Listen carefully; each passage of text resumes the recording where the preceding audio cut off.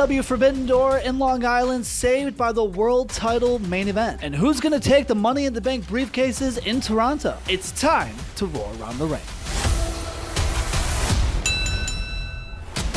What's going on? I'm Justin Valentine. That dude Daryl Taylor out this holiday week. He'll be back next week in full, getting ready to talk about both Forbidden Door and Money in the Bank. But of course, with one pay-per-view coming and going, one coming up, we got to give you a little something to get going through this week. As I mentioned, AEW Forbidden Door in Long Island, New Japan and AEW. We kind of talked about the weird crossover vibe that it has now, if it even matters.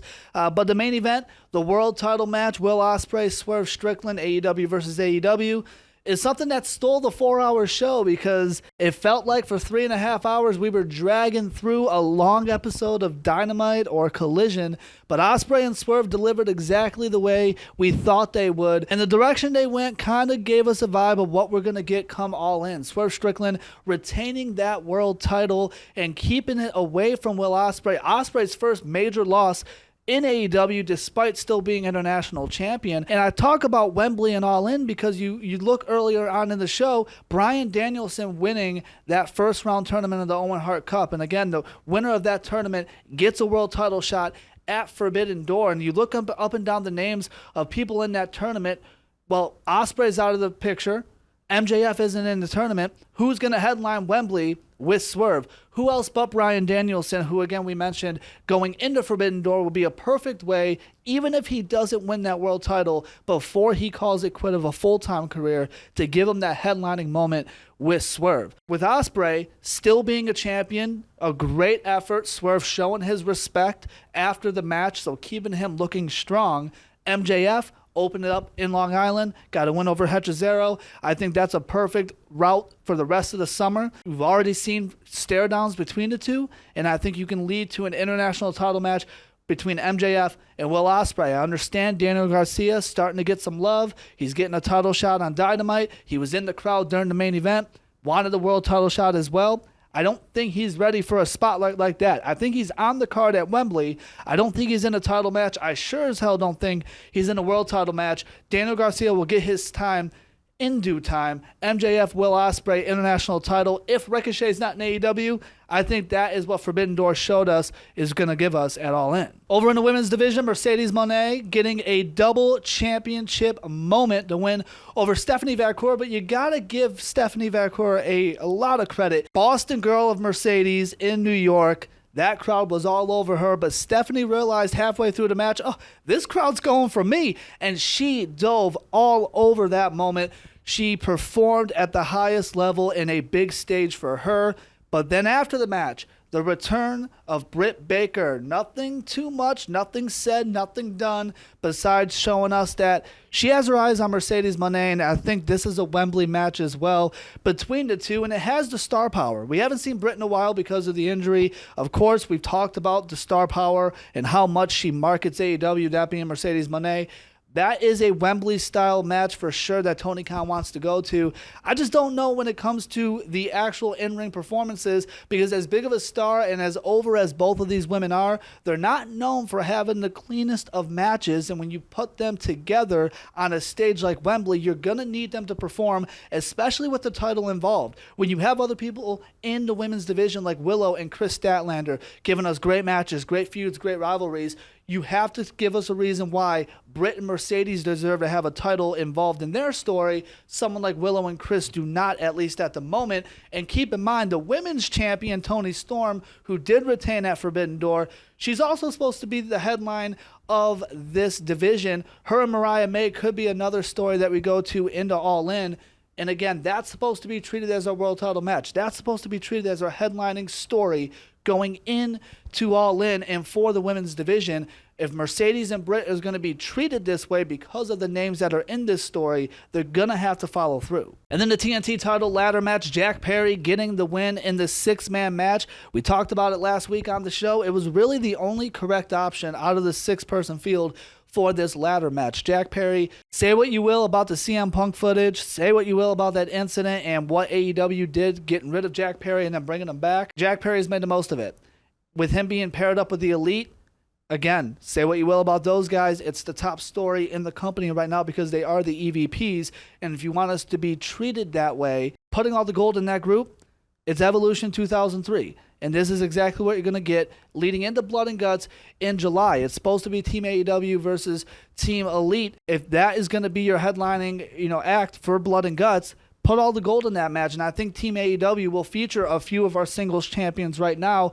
Maybe a Swerve, maybe an Ospreay. Jack Perry, like it or not, deserve this moment. Other key moments from Forbidden Door. Tetsuya Naito was the one highlight for New Japan, getting the IWGP title over Jon Moxley. Look, it was the one highlight for New Japan, and say what you will about AEW going over for most of the night.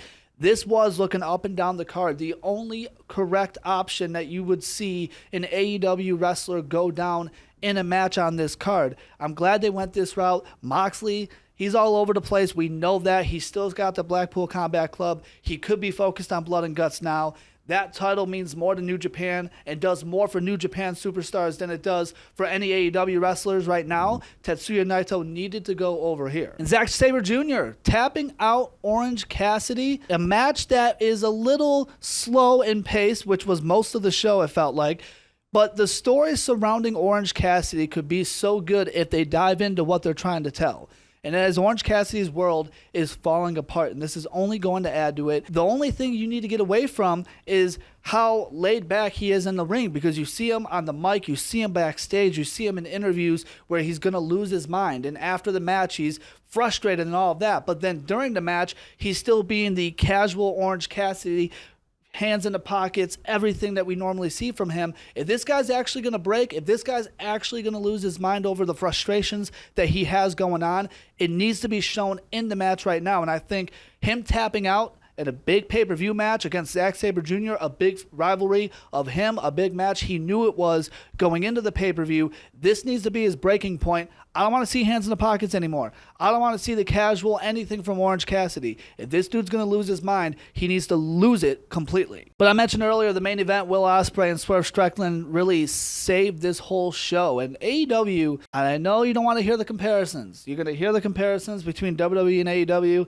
It is what it is. But when you can watch all of the WWE PLEs, including WrestleMania, for $10 a month basically through Peacock, and it's going to basically remain that way when they shift over to Netflix over the next couple of years. But AEW expects you to pay $50 for their shows. You need to start delivering on these shows.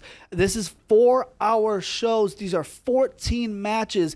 We're having matches just to have matches, it feels like. We're having 4-hour-long dynamites or collisions. Tony Khan recently said, it was a quote from him, he books for the sickos. While I would like to inform him, there are more regular wrestling fans in the crowd, in any audience, any live crowd, anyone watching at home, than there are sickos, right? 4 hours of sicko booking wrestling is starting to drag, and when you ask people to fork up $50, and again, we're not talking about 4 pay-per-views for AEW anymore. We're talking 6, 7, and they're adding more, it feels like, each year. If you're going to ask people to pay that much money, you need to put more effort into the stories. We need to see something that we don't see on Dynamite and Collision. And if that means taking away from Dynamite and Collision a little bit, I don't know, maybe 1 or 2 dream matches that you have, or 1 or 2 title matches that you have on Dynamite or Collision, it feels like every other week, then do so. What is the difference between a pay-per-view for AEW and a Dynamite or Collision? There is no major difference because of how much we see crammed into shows every single week, 3 times a week. We're basically seeing that in a 4-hour version stretched out on pay-per-view. There is no enhancement for the $50 people are being made to pay to watch this product. But speaking of pay-per-views, WWE Money in the Bank next weekend coming up after 4th of July holiday in Toronto. And even though it may not main event, although it might at this point, Cody Rhodes, Kevin Owens, Randy Orton taking on the Bloodline, at least 3 members of it, and a huge story with Jacob Fatu joining Solo's new Bloodline, taking out Paul Heyman, and you have to give credit to Paul Heyman where credit's due. This dude, and of course, he's a Hall of Famer. You talk about it over and over again, how great of a mic worker he is. Away from that, the dedication to every story, the dedication not only to the story, but to put other people that he's paired with, whether he's with them or against them, over, is through and through shown in this story with Solo Sikoa. This is something that with Solo Sikoa, people were not fully buying, right? With Solo being the leader of the Bloodline. Of course, the We Want Roman chants, but even away from that, just not believing what Solo's trying to sell. And just like that, one segment at the end of SmackDown, and everyone is bought in on this Solo New Bloodline story. Paul Heyman's dedication to not sleep, basically, to not, and it's going to sound crazy, dye his hair, to not shave, to look as stressed out as his character is supposed to be on TV, for the purpose of putting what Solo and the New Bloodline are trying to do over. Just like that, this whole story is over. And we've said it with Jacob Fatu coming over, along with Tama Tonga and Tongaloa. This each week is just making the return of Roman Reigns that much more special when it does happen. And at that point, the Usos getting involved, potentially Sami Zayn back involved with the Bloodline. Stuff that, I don't know, maybe 6 months ago, people wanted nothing to do with. What do you do with Jimmy Uso? We don't want to see Jey Uso back in the Bloodline. That doesn't make any sense. Sami Zayn's kind of run his course in the Bloodline. And just like that, he has revamped everything for those four guys and given them every reason at some point to be back involved with this Bloodline story. Now, going into Money in the Bank, it's one of two things. Are we going to see a Roman Reigns return? Are we going to see a Randy Orton turn on Cody Rhodes? Orton continues to look interested every time Cody Rhodes mentions that title, every time that title is within his sight. And it feels like at a show, at a big show in Toronto at like Money in the Bank, we're going to get one of the two returns. I don't know that Roman's return doesn't happen without the Usos, though. I think that needs to happen all at once, and I think at that point, you hold off from Money in the Bank from Roman Reigns' return. I think you give a Randy Orton turn on Cody Rhodes after that six-man tag match. I think that can lead to a main event match between those two at SummerSlam and probably one or two more matches after that. Jey Uso's involved in the Money in the Bank ladder match. We haven't seen Jimmy Uso, so I think you hold off on bringing Roman Reigns back until after Money in the Bank so you can give Roman and the Usos all in one to go after the New Bloodline. As I mentioned, the Money in the Bank ladder match featuring Jey Uso, Chad Gable's in this match, LA Knight, Andrade, Carmelo Hayes. I'm looking at the one last guy that should be involved in this match. Drew McIntyre is the only correct answer to be Mr. Money in the Bank right now.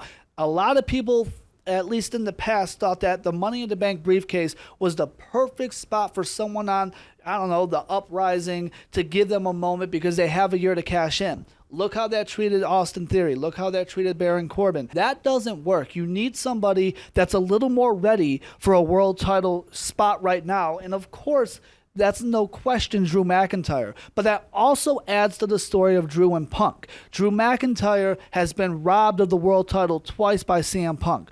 Why not have Drew hold that briefcase leading into what is obviously going to be a SummerSlam match with CM Punk? I don't know that a Jey Uso needs this. LA Knight is going after the U.S. title, and everyone else in this match is so brand new to the main roster of WWE right now that it doesn't feel ready for them to even be hinted at the world title picture. Jey Uso's the only other option that would somewhat make sense, but him going back to the Bloodline, that may hurt his chances if he does, and we're assuming he will, at least when it comes to where that story is going.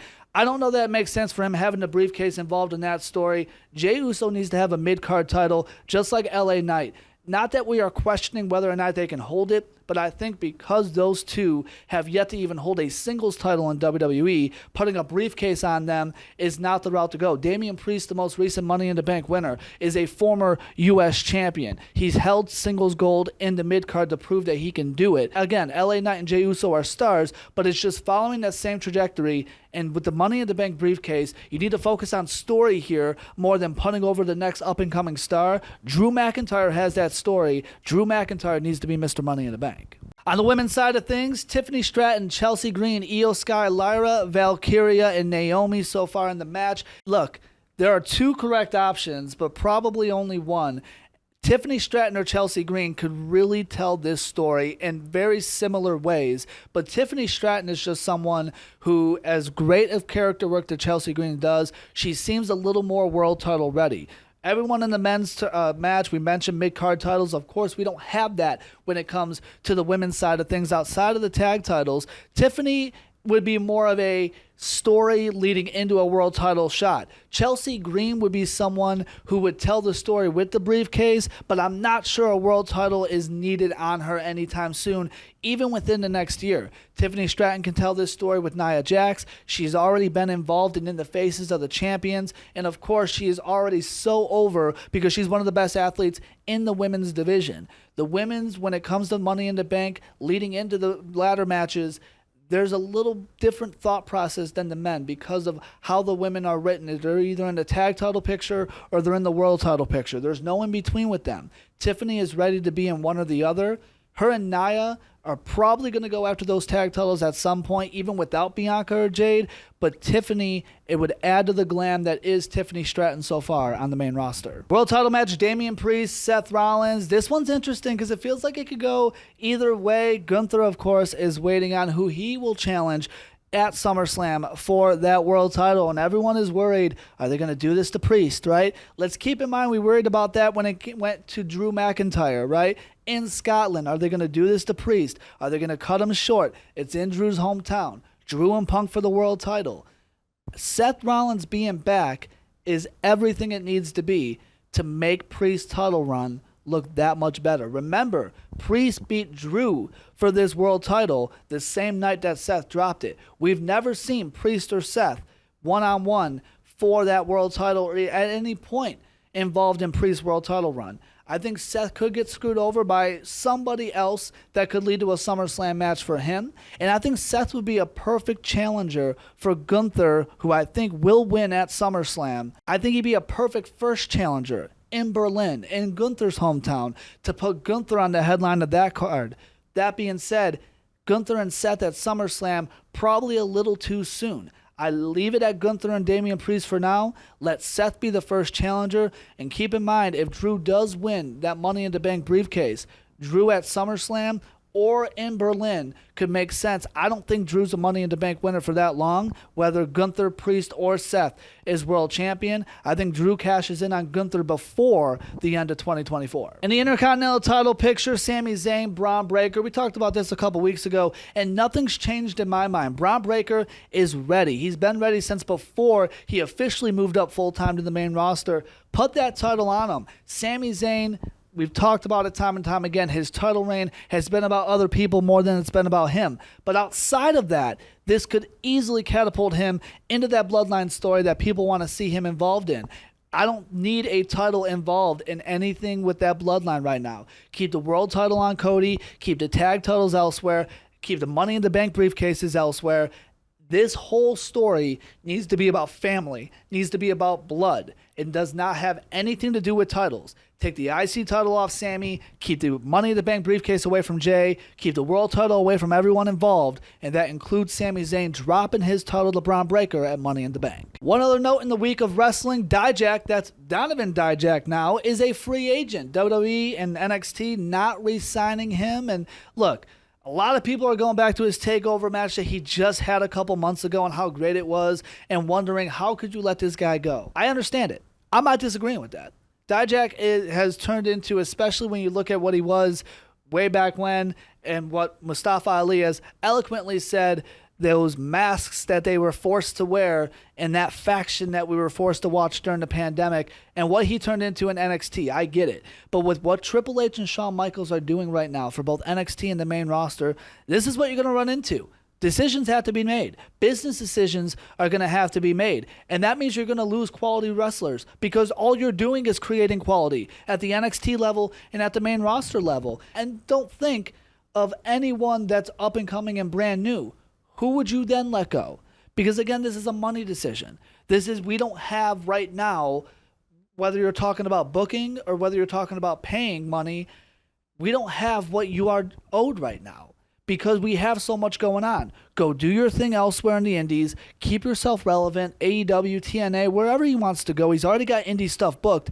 And a year or two down the line, we could see Dijak right back. I'm not arguing that Dijak deserved to be let go or didn't deserve a new contract. I am just saying with the amount of quality when it comes to talent at both NXT and the main roster, This stuff is going to continuously happen over the next few years. Triple H has changed the game in WWE where there isn't those easy options, quote unquote, that it is to when it comes to releases. People who aren't being used, people who haven't done anything in months, people who just haven't gotten over with the crowd. There's not many of those left, if at all, at any level. So when these decisions need to happen, when this stuff needs to take place, that is where it's going to get tough. You're going to rub people the wrong way, and there's going to almost always be somebody that you go, man, he was doing so good. Man, he could have done this. Man, he could have been called up. Or this story was supposed to happen. This match was supposed to happen. That's the good thing of what Triple H and Shawn Michaels has been doing, but it also brings that negatives of, yeah, some of your favorites are going to get let go. They're going to be back soon now. Roll Around the Ring is available. New episodes weekly. Find us on YouTube at Roar Around the Ring. That dude, Darrell Taylor, he'll be back next week. We'll talk to you guys very soon.